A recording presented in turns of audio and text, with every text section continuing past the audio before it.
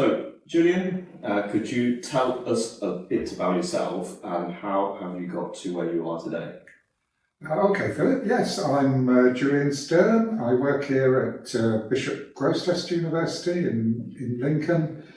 I started as a school teacher, secondary schools and sixth forms for 14 years, and gradually sort of fell into a bit of part-time teacher training, seconded 1 or 2 days a week for 3 or 4 years.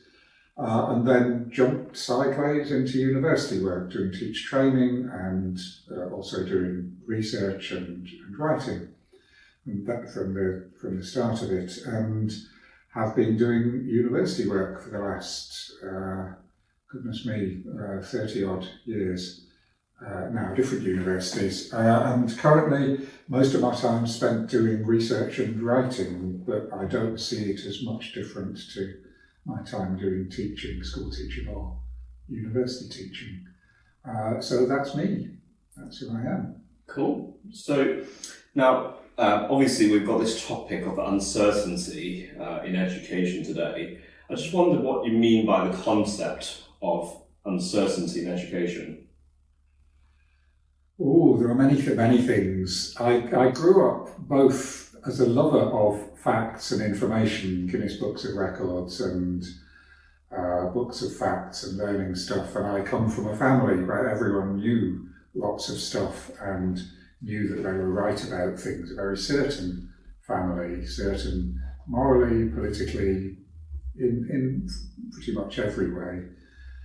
I found as a school teacher, and it was when I became a school teacher, that my sense, I'd already done degrees and what have you, my sense of being certain about things came up against the reality of young people who would not simply fall into line and agree with me, who had either their own certainties that were different to my certainties, or their own views that challenged my certainties. And as a school teacher, I very quickly realised and gradually had to change myself into someone who was willing to live with and in uncertainty. And I think a lot of teachers have that experience. I imagine that's an experience common to lots of aspects of life, to having a family and so on, having a partner. You have to learn that things are not as neat and tidy as they might be without interaction. But I learned that particularly through teaching. Now, over the years, the world has gone through phases of being in uncertainty and being in certainty about things. I think the UK, probably from the Second World War through maybe to the end of the century, was characterised by a lot of uncertainty, a lot of, particularly English, of the different parts of the UK, English understatement and vagueness, and you don't go into a shoe shop, say, I want to buy a pair of shoes. You say, I wonder if I might. All of the verb tenses are ambiguous and are loose and are uncertain, and people pretend to be vague about things, even when they do know. That was the English way. There's a Hungarian called George Mikes who wrote a book called How to Be an Alien in Britain in the 1950s. Brilliant book that said, and in England, a professor of geography, if you ask them where somewhere is, say, I'm not very good with maps. And a professor of maths will say, I can't add it up. So the uncertainty used to be a bigger part of English culture. But I think now in the 21st century, and people have theories, it may be to do with Twitter, it may be to do with all sorts of things, government policy, and particularly in education, people are full of certainty. People have to know exactly what to do. People want a lesson plan that will work. They want evidence that will work and make sure it does work. People want children to do exactly what they're supposed to do every minute of every lesson. People want intended learning outcomes, goals for every lesson. Even in universities, we set out intended learning outcomes for every module, as though, nobody's allowed to learn anything that isn't already listed in the curriculum. Nobody's allowed to be original. And I think that for schools is an odd thing, because as I say, my experience of schooling as a teacher was it doesn't work. It's a false certainty. If you think everything's certain, you're just wrong.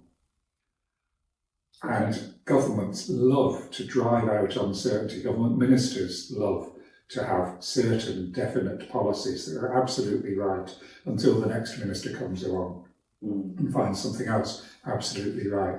So part of me is reacting to context, is wanting uncertainty to understand and to see the role of uncertainty in education, because there's so much certainty about there that is false certainty, artificial. It's no, everybody sort of knows it isn't like that, but you're not allowed to say it out loud. So I quite like, in my current position, to be able to say things that other people can't, don't feel they're able to say.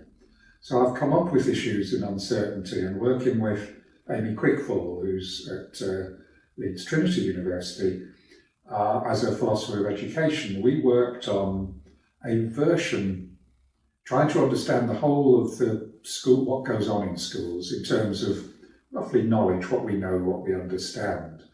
And there's four sorts of, can I tell you this? Right? Yeah. Go on then. Four sorts of things in the world, in school. There's things we all know, stuff that we're all pretty clear about, we're pretty certain about. We all maybe know where this school is, what our names are, the start of the day, the end of the day, the birthdays, the regular festivals, Christmas or what have you, the holidays. There's names of the subjects, the where you go for this, where you go for that. There's a lot of stuff in school that is regular, that's important, that everybody, once they're there for a bit, everybody already knows. And that makes us comfortable. It's really important. And, you know, you don't stop celebrating a birthday just because you celebrated it last year. You don't stop celebrating, marking Easter or Christmas or some other festival because you marked it last year. You keep at it, and that regularity is important. These are what you might call known knowns, things that we all know. I know and you know. And then there's a second group of stuff. The stuff that I don't know, but I know lots of other people do know. The stuff that's in the textbooks, the languages. I don't speak other languages, but I know other people speak German or Urdu or other languages. So I don't know it, but plenty of other people do. They're established stuff in the books, in other people. And schools deal with that as well, with those as well. Universities do as well. Most of what goes on in schooling seems to be a mixture of the known knowns, stuff that all of us already know and we repeat and it's good, and stuff that some of us don't know yet, but we're going to know, and other people definitely do know. So I don't know other people. Those are the unknown knowns, the things I don't know yet, but other people do know. But there's a third category that schools find a bit awkward, and universities even find awkward, which is the stuff that I know, my own thoughts, my original thoughts, my secrets as well, but also my own thoughts about stuff. The stuff that I know that other people don't know or don't know yet. As an academic, those are the books I haven't written yet, the articles I haven't written yet, the research data I haven't analysed yet, I haven't thought through yet, the stuff that I've got that other people don't.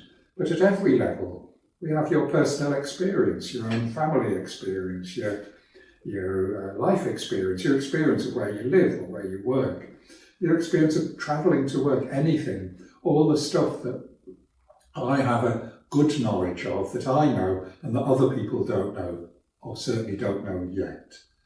So that's the known unknowns, known to me, but unknown to other people.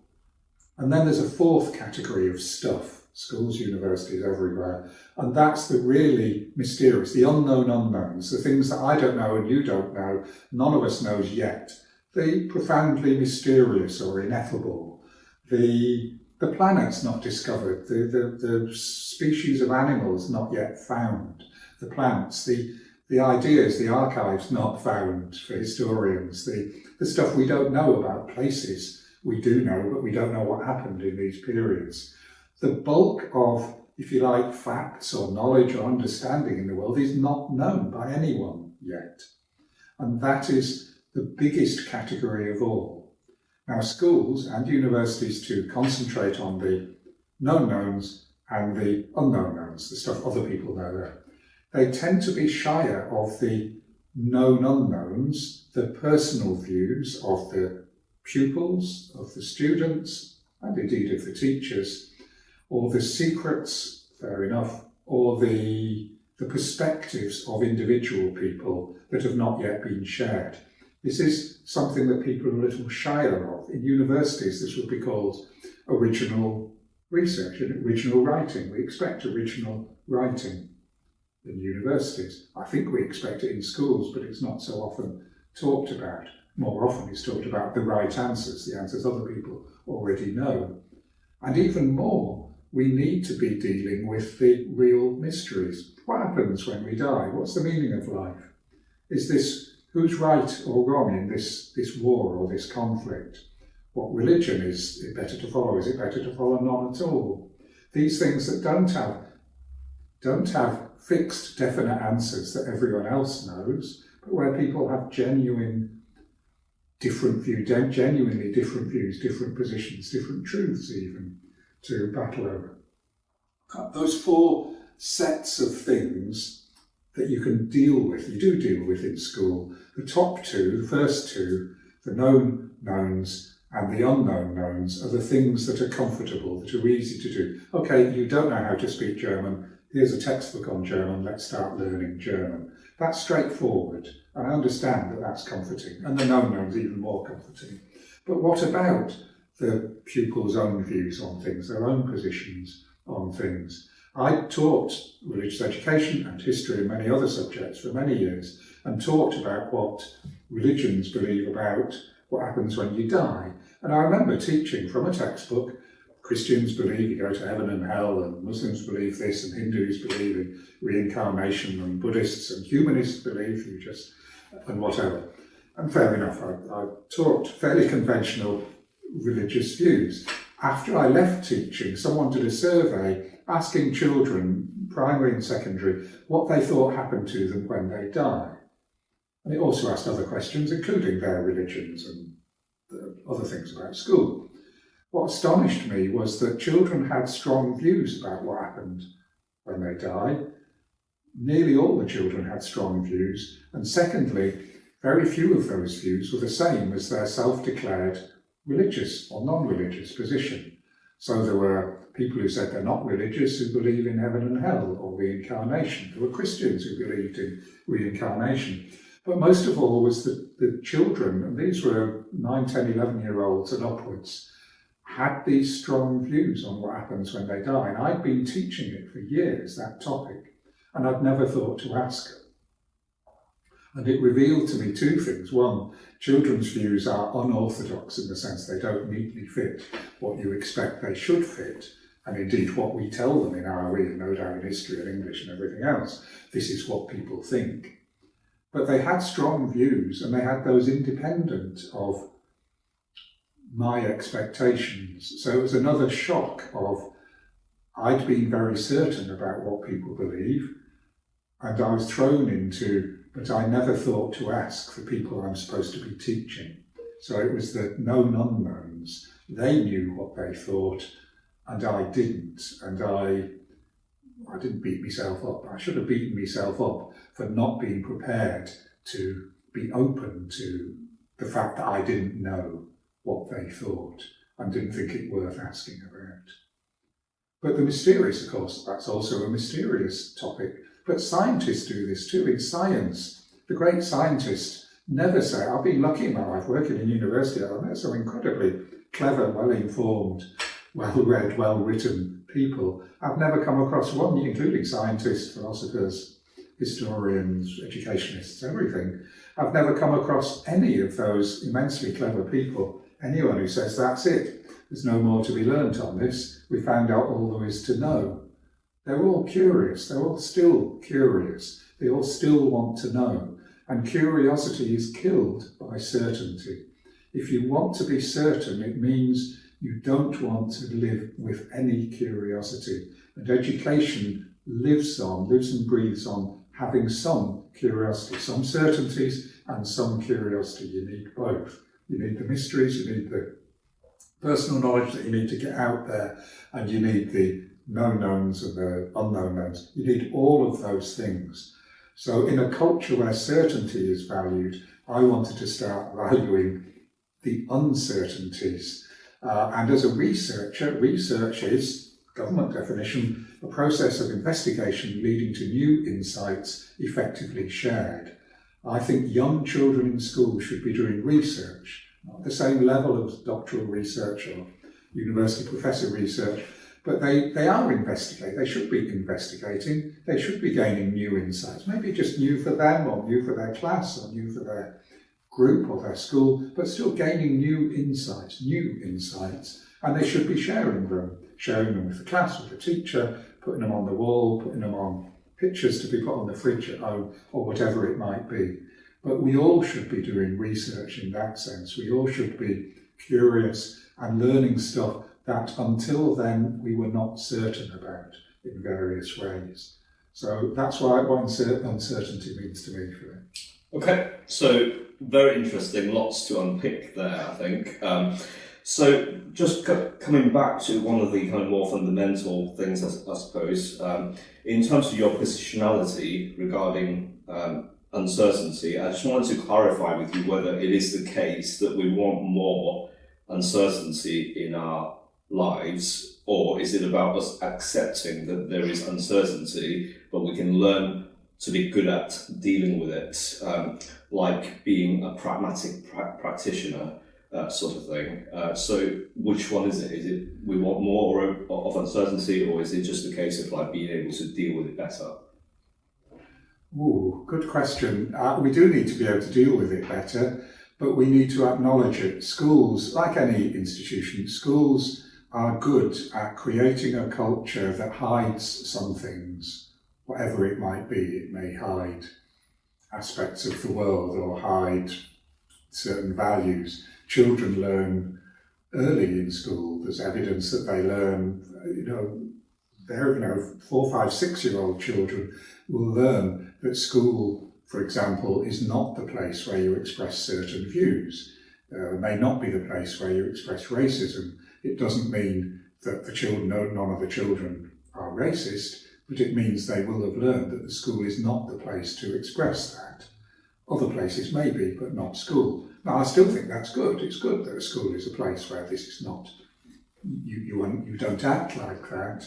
And it may be good, moral education for children to learn what it's like to live in a place where their racism isn't allowed, but it doesn't automatically stop you being racist to be in a place where racism isn't allowed. It may make you do it in other ways. Uncertainty is a bit like that. You can pretend the world's certain. Teachers can pretend they know everything. It's false, it's a pretense, it's not true. They can suppress it so far, but I think it's a destructive oppression. It's an anti-educational oppression of uncertainty. So it's not that I glory in uncertainty, it is that uncertainty incorporates all curiosity, incorporates all hope. How can you have hope if there isn't uncertainty? If you have certainty, that isn't a hope. I don't hope for something that's certain. You can't hope for something that's certain. So if you want to get rid of hope, you want to get rid of curiosity, you can do that by promoting only certainty. And I think schools and policies, education policies, promote the idea that we must be certain about things. So it's leaving the door open to, the window open to uncertainty as well as certainty, to realise that those are both to be lived with, is what I want to promote in education. It shouldn't all be vague and uncertain and there's no certainties at all. I'm not into that ultra postmodern, stereotype of postmodernist idea that nobody knows anything and it's all entirely up in the air and who knows what. I'm not that sort of person for education. I know there are people who would promote that. I don't believe that. I do believe there are facts and stuff and there are certainties. I'm perfectly happy with that, but we need to balance it better in schools particularly. And I think that's healthy for children. It allows them to be curious, encourages them to be curious, encourages them to be original, encourages them to be themselves, not original without any discussion. It precisely encourages them to put forward thoughts and then talk about them, to share those with other people. So uncertainty allows for curiosity, openness, hope, dialogue, being together with other people with whom you disagree. That's what I learned as a teacher. Sad it took so long. Came from, as I say, such a certain family, and I was good enough in schools for people to think, oh, he knows. It took me to become a teacher to realise the importance and the value of uncertainty. So how do we know where that line is, and is it different in different settings and institutions, in terms of like how much uncertainty is good and how, where do we draw that line? Yeah. Wow. I think my ambition, mine and Amy Quickfall, with who I developed this model of the fourfold model with, what we want to do is to get teachers and other educationists, like to do it in universities too, is to map in their work, where are the known knowns? What are they? Give us examples of those. Where are the known unknowns? Where are the unknown knowns? Where are the unknown unknowns? That model was originally the Johari window, developed by two people whose first names were Joseph and Harry, and is used in psychology, used slightly differently in organisational theory, the Johari window. Because Amy and I developed this, we call it our Jumi window, Julian and Amy window. What we'd like to do is to map that, to actually get teachers, and it'd be nice to get pupils and students to do that as well. Where are the unknown? Where are they allowed to be original? Where is the consideration of the mysteries of life? I fear that I would find in many subjects, in many schools, a lot of the first two categories and not much of the mysteries, not much of the originality. And even more sadly, as a university professor now, I think I'd find the same in many university classes. So I think, first of all, it needs mapping and describing and bringing out into the open. I think, I wouldn't say there's a strict line to be drawn, but I certainly think, and I know I don't think there's a strict line, but how exactly is it 80-20 or 50-50 or 70-30 or whatever. In some areas, in some circumstances, there is such a lot of known knowns and unknown knowns, the facts, that there's less room for originality. Some people say in teaching modern languages, there's less room for originality. Well, actually, modern languages, all languages, move and develop and change, and they aren't fixed. Some people say, but they're more fixed than if you were doing religious education, say, and dealing with very contrasting worldviews. In maths, there's quite a lot that's pretty well developed in maths, but still in maths and in maths lessons in schools, there are original ways of doing things, thinking, tell us 20 sums that would end with the result in the number 10. That's an exercise I've seen maths teachers do that get children thinking imaginatively about different ways to manipulate numbers to get the same result. Very imaginative. There's some fantastic examples, and I'm sure there's an infinite number. I think my mathematics is such that I would say there's probably an infinite number of ways of doing that. And so there isn't any fixed list of right answers. So even in maths, certainly in science, all science, I've seen people do science experiments and the pupils told they've got the wrong answer. Well, actually, if they find the water is not boiling at 100 degrees, maybe it's not the wrong answer in the sense that they've got it wrong. It's maybe impure water or something else. And good science teachers will deal with that creatively. Bad science teachers will simply say, you're wrong, you've said 100 degrees, you're right. Others will be more creative with it. So in different subjects, the boundaries will be in different places, and at different times, the boundaries will be at different places. That's why I'm interested in uncertainty now, because I think there's a lot of people trying to push it out altogether. Okay, so really interesting that you're talking about creativity, because I think this is something that I would want to definitely get into. But before we get into it, I'm just interested in the model that you just mentioned, which is similar to the Johari window, is it not a paradox if the idea is to reduce unknown in the original model, and then maybe like even the partially unknown to make known the known by all, or like, sort of known by some windows. So to increase that known section of the window, is that not to reduce uncertainty as some kind of a goal? That's a good paradox, yeah. My aim isn't to get everything to be known by everyone. Would that be a nice thing to do? I'm not too sure, to be honest.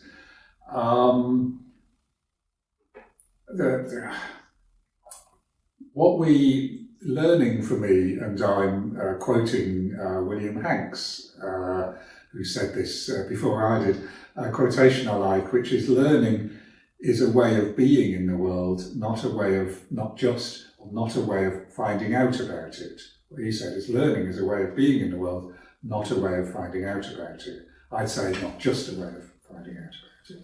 Okay, so if you are learning, then you are finding out stuff. You are trying to move into knowing stuff or being able to do stuff. That always happens. That's great.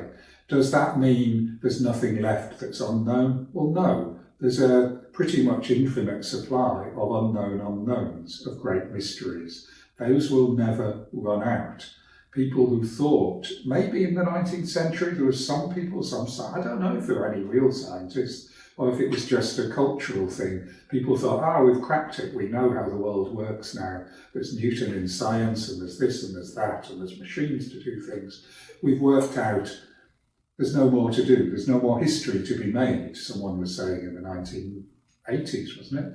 No more history, the end of history. We've done everything, we've got to a good state. And then suddenly history turns up again and things change and people discover Newton might not have had all the answers because Einstein came along and other things happened and the mysteries came back and the unknowns came back. So whenever we think we've got everything tied down, if any of us in our lives, I don't know about you, Philip, but I've learnt an awful lot over the years, and when I was in my early 20s, I thought I knew everything, and I've gradually learnt more and more, and learnt more and more how little I know in the years since then. That was my peak arrogance, my peak knowing everything, and since then I've both learnt more and learnt how little I know. So I think the more you do learn, the more you deal with it, dive into the unknown unknowns, think about the mysteries, the more you may learn, the more you may be living curiously in the world, the more you may be living in these wonderful or terrifying uncertainties, and the more that you will realise what's left still to be known. How many of us thought that the Second World War was, the First World War was the war to end wars, and the Second World War, definitely the war to end wars. We're still fighting. We're still finding things to fight about. And the certainties that I grew up with in the 60s and 70s, those certainties, those political world system certainties, goodness knows they're... I was teaching history, in A-level history, in the late 80s, early 90s, when all the textbooks said the Cold War was going to carry on for decades. Good A-level textbooks saying the Cold War's fixed, going to carry on for decades. Suddenly, woof, in a moment, in a few months, it disappeared, and all the history books were simply wrong. Well, fair enough, they're history books, they're not futurology books, but those uncertainties change so quickly. That I don't think we'll get rid of uncertainty by trying to find out stuff. What we will do is live more poorly if we don't think about those mysteries, if we don't try to learn or experience or whatever. We're sort of dead already if we just rely on what we know already. If we rely on the people we know already and the things we know already and put barriers around the rest of the world, we're living a very, very poor life, if we're living at all. So learning for me is a way of living living in the world. Mm. And that means, learning means finding out stuff you didn't know, going from unknowns to knowns with any luck, and finding there's a big pile of unknowns still left out there. Mm. So assuming that there is an infinite amount of stuff to learn, in terms of motivation, is what you want out of uncertainties actually about being more certain about more things?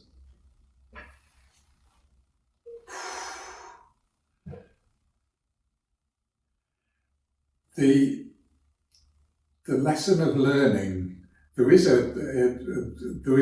one of the interpretations of the Bible story of the Garden of Eden, Adam and Eve. There's lots of stories about it, about sin and all sorts of course, about all sorts of things, lots of interpretations. One is that and it was told to me by the personal construct psychologist Philip Salmon, who said, the point about Adam and Eve is they ate of the tree of knowledge, they learned, and for eating of the tree of knowledge, they lived a life of pain.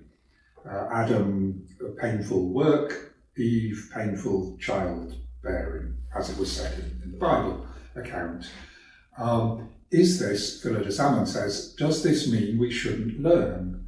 And she says, no, we should learn. Learning, what the lesson from that is, we should learn. We are learning beings. We are people who learn, who need to learn, who want to learn, who are curious. And that will be painful, and we would rather have done that.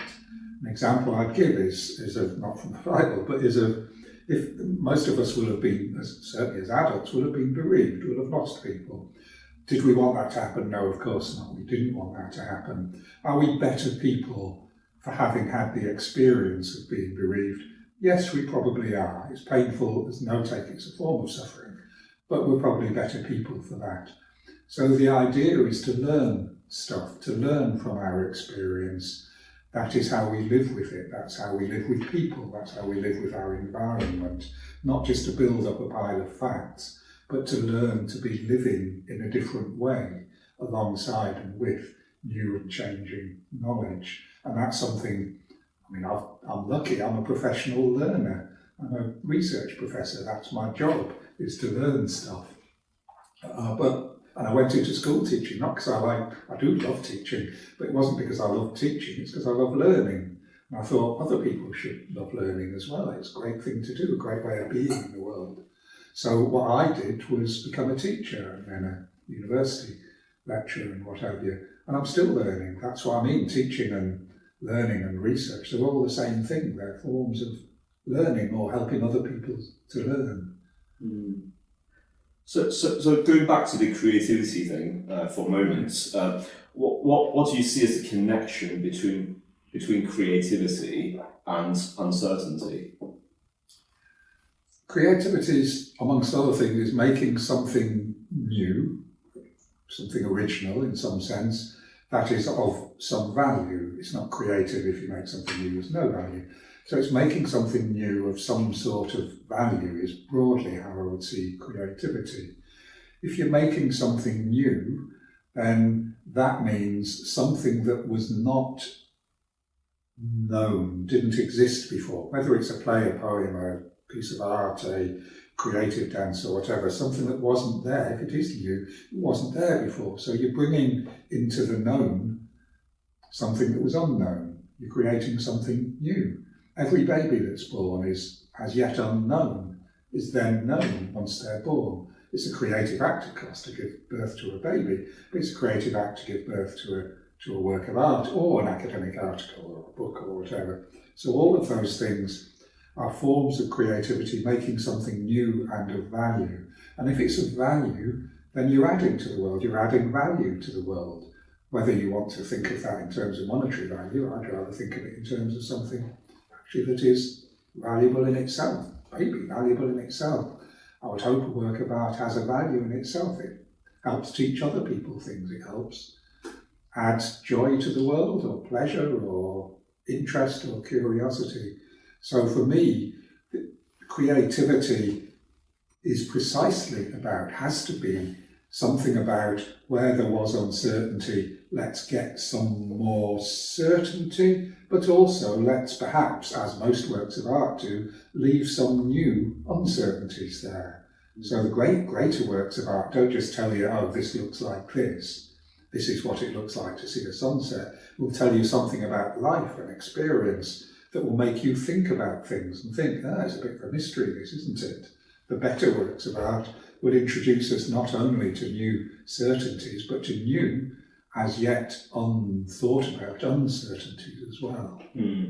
But I was just thinking about, how uncertainty could perhaps, in some cases, undermine what's seen as creativity. So, like thinking about the systems theory, in terms of say the unknown, nobody knows anything about it. And when we get to know some of it, or if some people get to know some of the unknown, it might not be valued by those within the system. And so then obviously without that validation process, then it might not be valued and validated.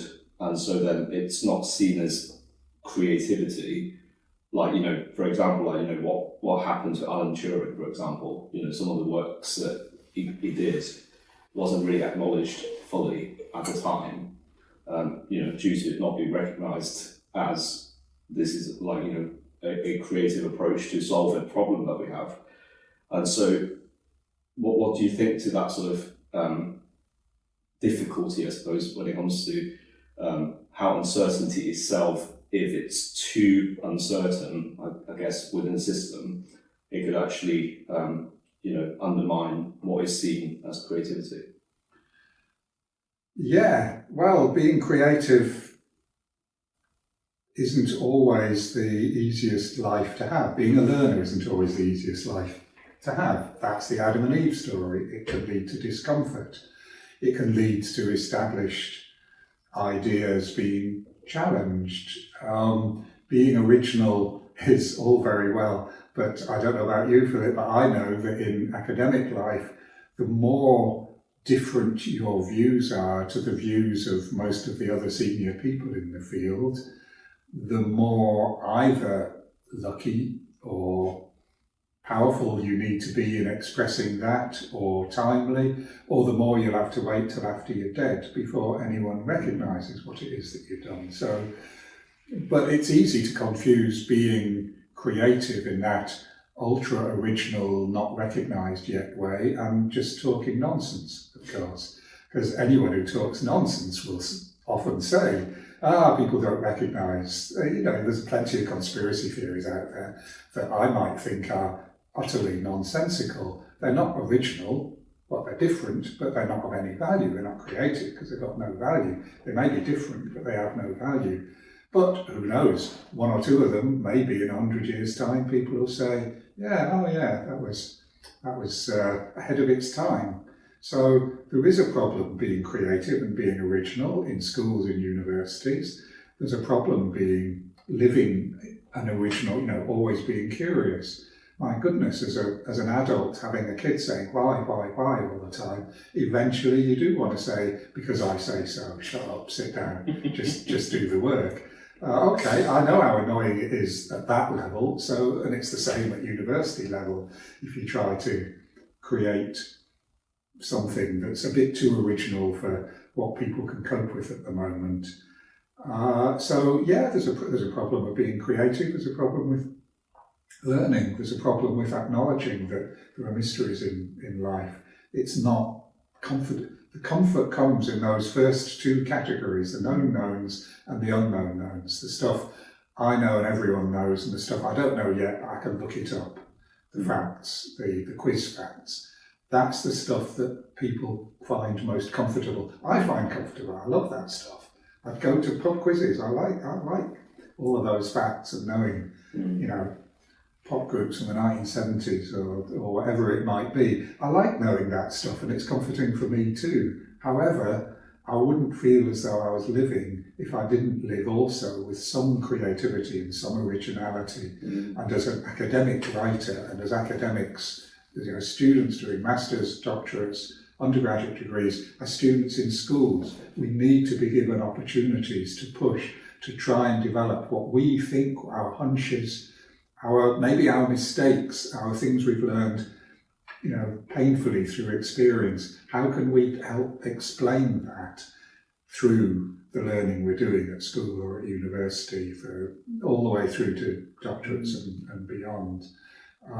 It's not easy, but it's living. It's a form of living. Mm. So when you talked about certainty, sort of gives us that kind of comfort feeling. Do you think that's what it is that makes it so compelling for most people who are seeking certainty, especially in education? Like when you said about, in education nowadays, everybody wants that bit of certainty. Is that why you think people want it, or is there anything else that is kind of driving that need for certainty? Yeah, comfort's out of it. There was an American president who is reputed as having, I think it was Harry Truman, reputed as having said he only wanted one-armed economists, because he said whenever he talked to an economist, they'd always say, on the one hand this, and on the other, and he only wanted one-armed economists, so they couldn't say, and on the other hand. As a politician, you want certainties. You want to make a decision that's clear, that's definite, that's got the soundbite, that sounds good to other people and sound good to yourself, fair enough, that sounds clear and definite. And so a lot of it is comfort. A lot of it is power.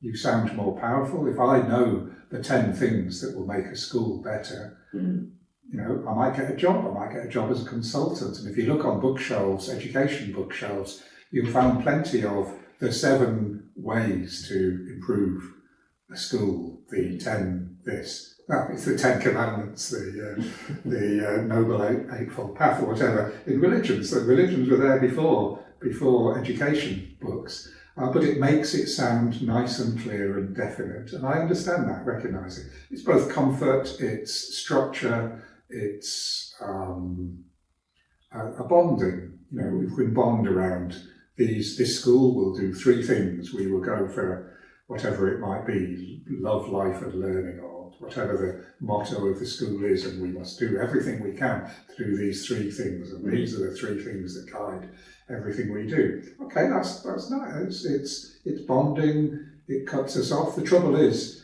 if things like cults and things, whether it's political cults, religious cults, or any sort of cult, is a cult in the sense not that it believes certain things, because anyone believes certain things, it's because it cuts itself off from other ways of believing and other ways of thinking.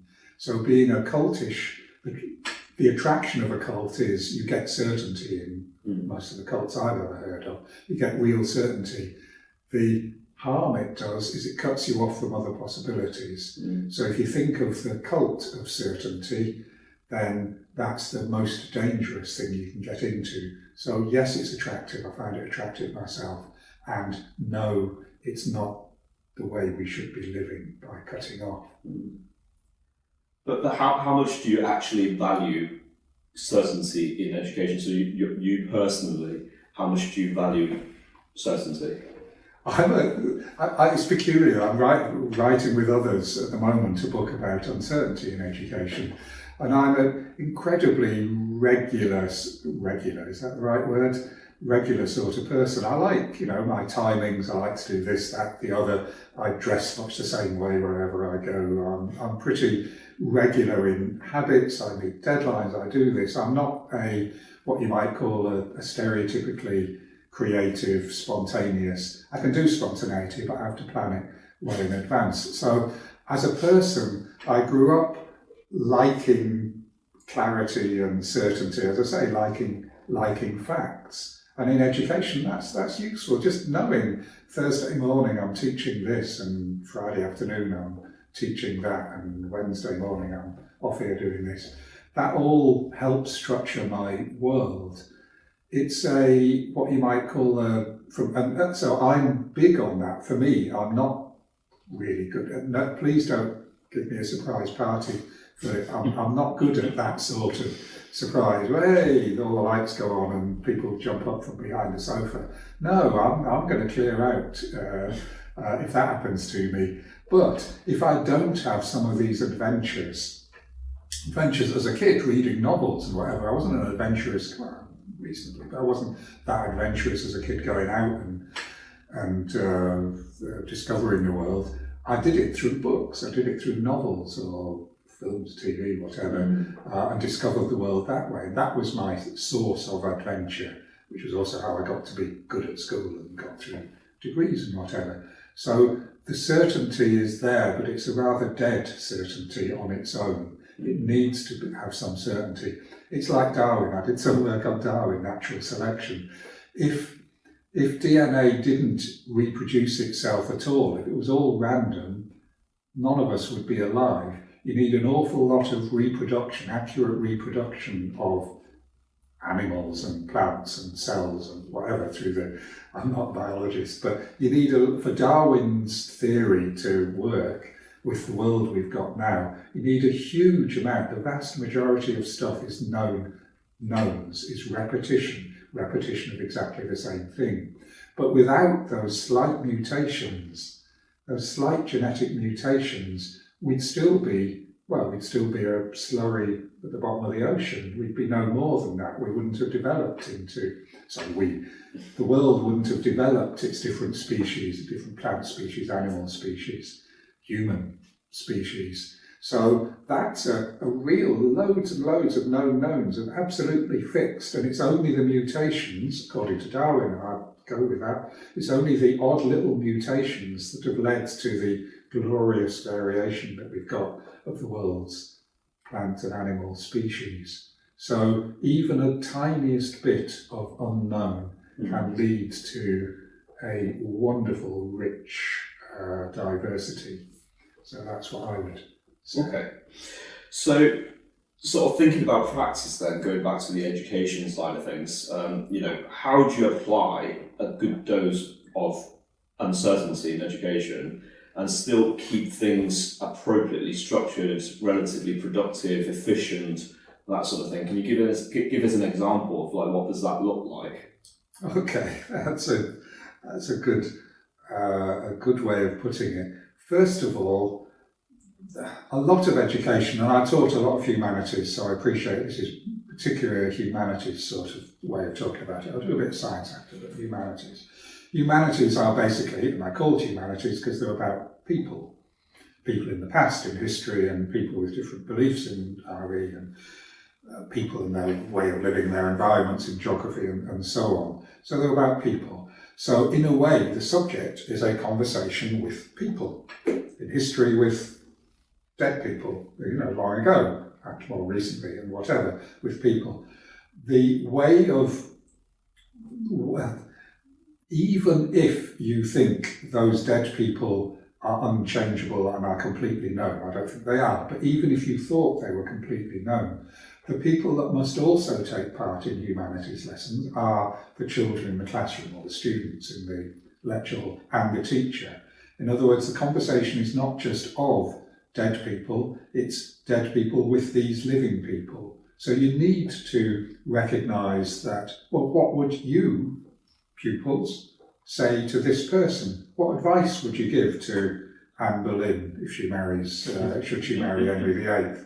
How would you live in Ireland? How would you try to live in Ireland during the famine? What would you be trying to do? How would you expect to do that? Write a letter to someone who's in the First World War trenches, telling them news from home, but trying to find out what they're going through.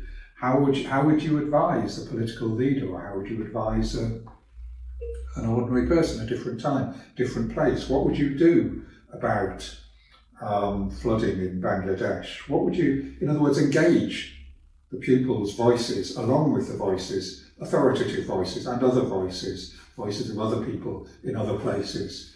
So one of the strategies is, and it sounds simple and I appreciate it's not, but it is a genuine teaching technique, is to make sure that the student voices are there and you listen to them as real voices. They're as real as the voices of the dead people that you're studying. You're not just checking on whether they've known things, they are actual voices, and listen to them and be curious about them. And feedback in assessment saying, "Oh, I never thought like that."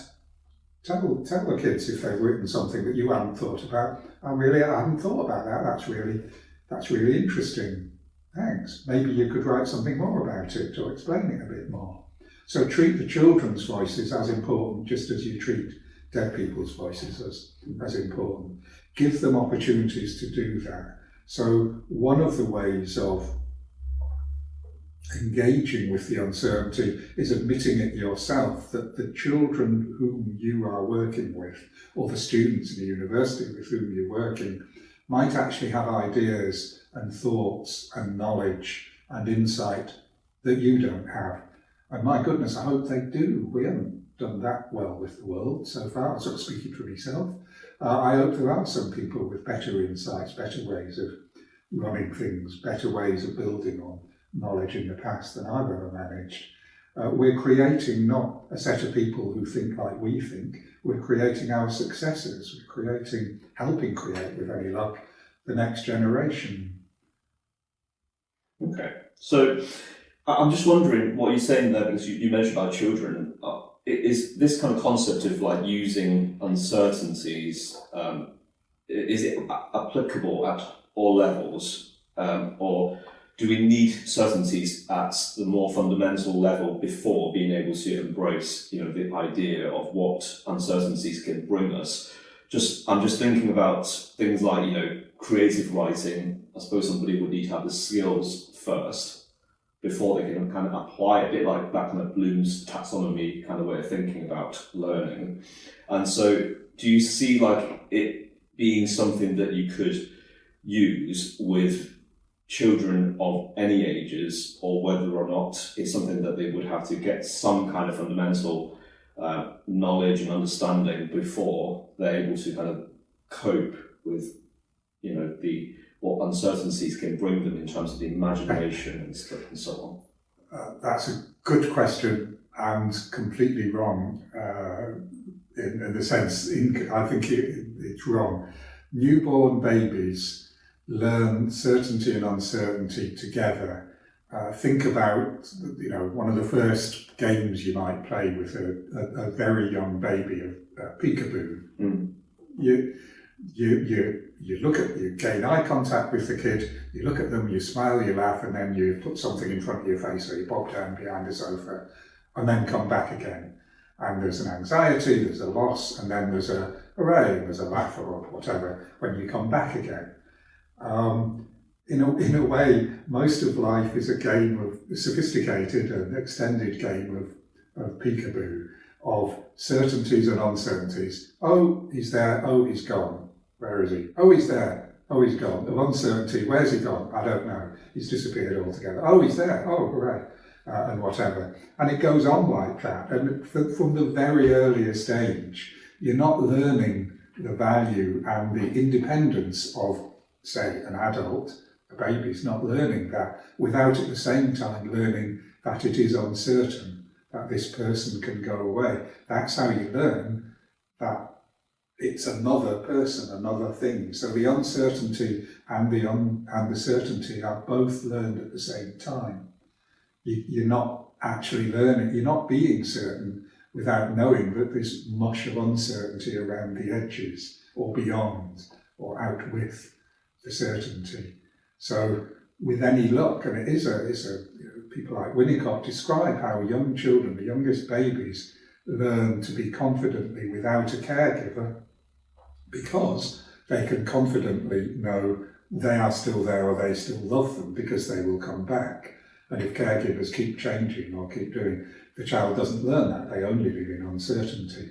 So it's the certainties in between the uncertainties that give them a sense of continuity. If the caregiver never leaves them, the child won't, is just as damaging. The child will never get a sense that they're independent of the caregiver. They will see themselves as one being, not as two. So they'll never actually develop any self, any independence for themselves. So independence, I go back to Adam and Eve, independence, learning comes with some pain, but comes with both certainty and uncertainty. The presence and the absence of, say, the loved one or the carer or the other person.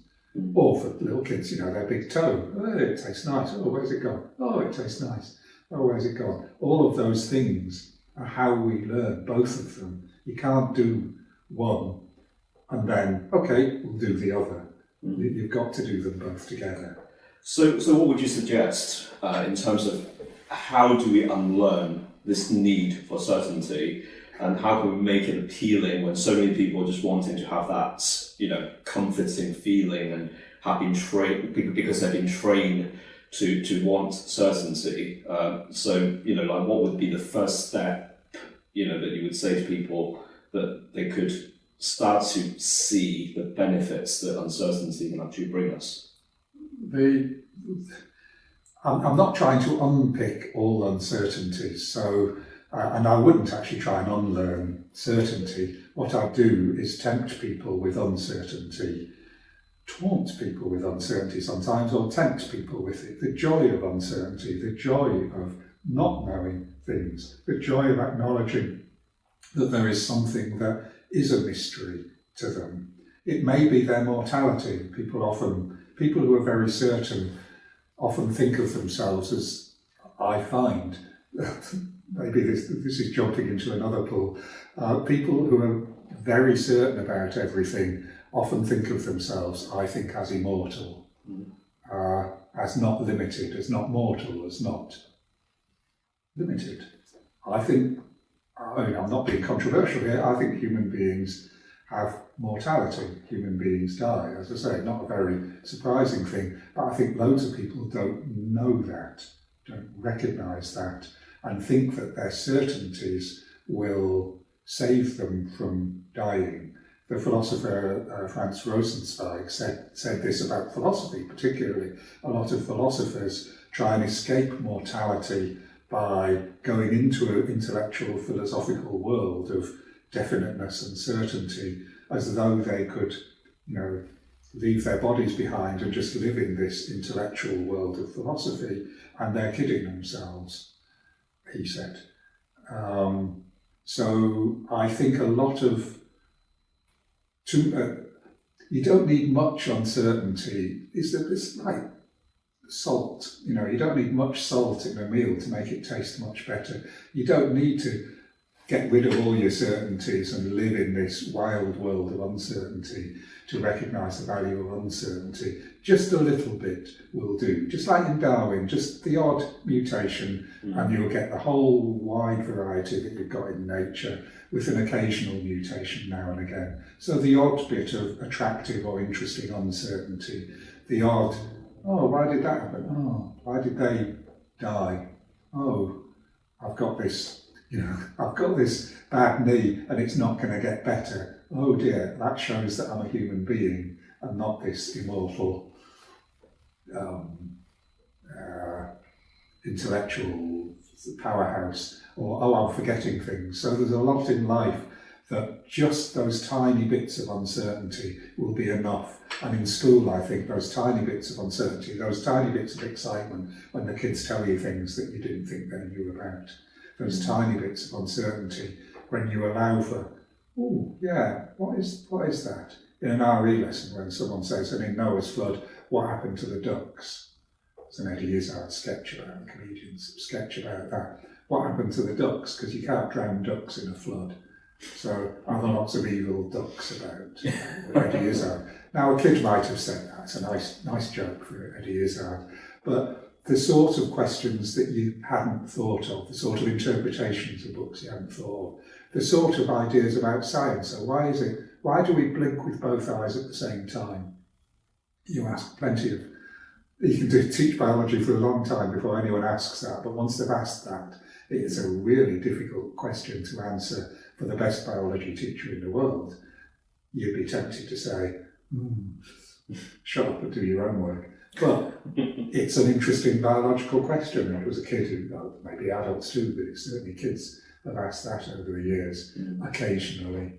So just the tiniest bit will help. Right. Well, this has been a very fascinating conversation for sure. I can speak about this with you all day.